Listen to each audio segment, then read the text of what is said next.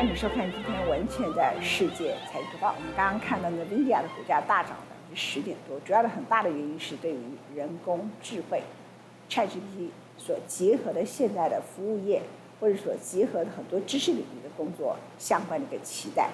而目前为止呢，一份新的报告指出来 ，ChatGPT 呢这样的一个 AI 将取代美国，光是美国就取代数百万的工作岗位。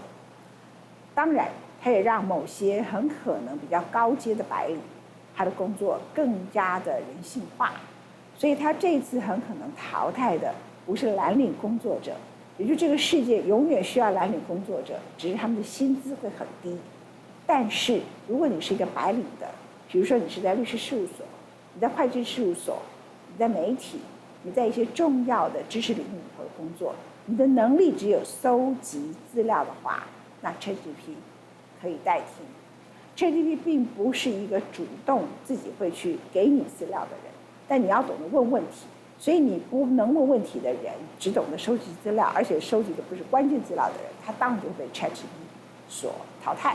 比如说你是个律师，你懂得问问题，你知道你现在所面临的这个法律案件，它的核心问题是什么？当你懂得问的时候，你会得到最好的答案。可是如果你不会问，你只会说我大概需要一个密件门案相关的资料，啪啪啪通通都出来。当它出来的时候，还是需要再次的整理。所以越不懂得问题重点的人，越可能在这一次，如果你是属于我刚刚讲的，你是一个年轻的律师也好，你是个老的律师也好，你是个年轻的会计师也好，你是个老的会计师也好，你是一个很年轻的在媒体或者在知识界里头工作的人，或是你是一个在这方面永远不会问问题，只会掉书袋这一类型的人，会抄资料这一类型的人，抄新闻的这类型的人，你都会被取代，世界不再需要你。所以一定要走向更高的一个知识，你才能够保住你的知识工作。这是最新的一个报告。而这一次呢，整个 ChatGPT 最重要的开发者就是 OpenAI 公司。OpenAI 公司的创办人 Sam Altman， 他现在变成了一个远比当年 Zuckerberg 就是脸书的创办人拥有更高的地位。那脸书现在的地位在公众形象里是大幅的下降，而 Sam Altman 是到处的受欢迎。他最近到了日本的庆应艺术大学，面对将近700名的学生，谈到人工智慧的未来。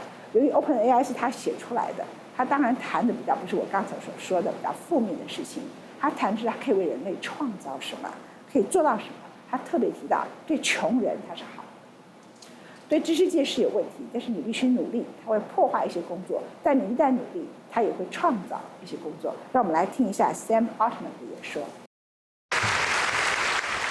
生成 AI の未来とは。チャット GPT を開発したオープン AI のサム・アルトマン CEO が慶應義塾大学の学生たちとの対話に臨みました。 AI による5年後10年後の将来について質問されると、 I think at some point in the not distant future, it'll be able to generate really important new ideas. It'll be able to contribute back to the sort of sum total of human knowledge and scientific progress.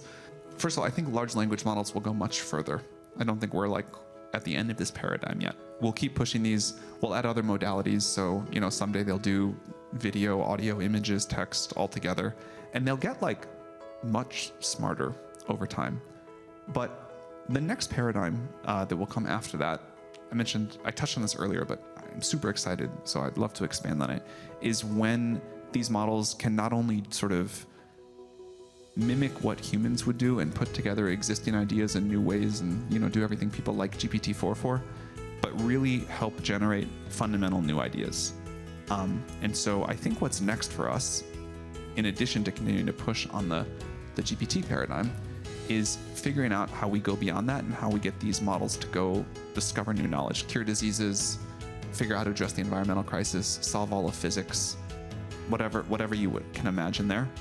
奥特曼说 AI 会取代一些工作是必然的，但是未来也会有新的工作出现。人类应该善用 AI 工具，而不是抵制 AI。 Let me start with like a historical example. When the calculator came out, you can find all of these stories from people at the time, math teachers at the time, saying math education is over. We need to ban this thing. We need to like beat every calculator in existence with a hammer. Otherwise, our children, our students are never going to learn math. But what happened is when we had better tools and when we were able to sort of like increased the potential of what people could do, they met that potential, and also our expectations went up. So, time that would have been spent doing whatever before a calculator was now spent learning algebra or, calculus. I don't know exactly. Some jobs will go away.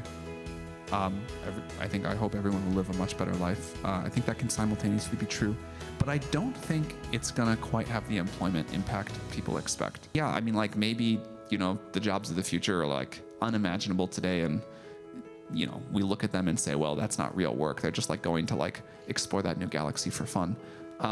But there will be new jobs, and they'll be meaningful to people. And I think if you talk to people a couple of thousand years ago, they'd look at our jobs today and say, well, that's not real work either. How about like poor people in like low-income countries? How can we do something for them? I think this technology revolution will elevate everyone, but it'll help poor people the most. If you think about like great medical care, that may be like pretty unaffordable to poor people around the world right now. If we can make great medical advice close to free, that helps poor people more than rich people, even though that helps. Similarly with education, rich people can afford a good education today. If we can now make a better education than anyone on the earth can get available at almost free, that will help poor people more than rich people. 最后，奥特曼以自身经验鼓励年轻人敢想敢做。In some sense, it doesn't matter what you study because this is going to touch every industry. I would personally pick like science or technology because I think it's like the best framework to learn how to think. The skills but other people might think differently, and that's fine too. The skills that will matter are like creativity, adaptability, resilience, learning to like change with the world very quickly because the rate of change is going to be so high. And then like figuring out what to do. In a world where computers can do anything, the skill of figuring out what to do, what other people want, what'll be useful. And you can learn that in like any major. I think you just have to like go work on it and realize that you'll be misunderstood for a long time and that you'll kind of sound very crazy for a long time. We started working on OpenAI in like January of 2016. I think we announced it before, like in December of 2015. And at the time, like people were like, AGI is 100 years away, if ever, probably never. And, that was like sort of demotivating, but we kind of just like stuck with it because we believed it was important, and we knew it wasn't prevented by the laws of physics. And so we decided we were just gonna like keep working on it, even if we failed. We thought that like it was very likely we'd fail, but if we succeeded, we knew it would be a big deal. And I think the same thing if you start a mind uploading company now. You're likely to fail, but if you succeed, it's going to be a big deal.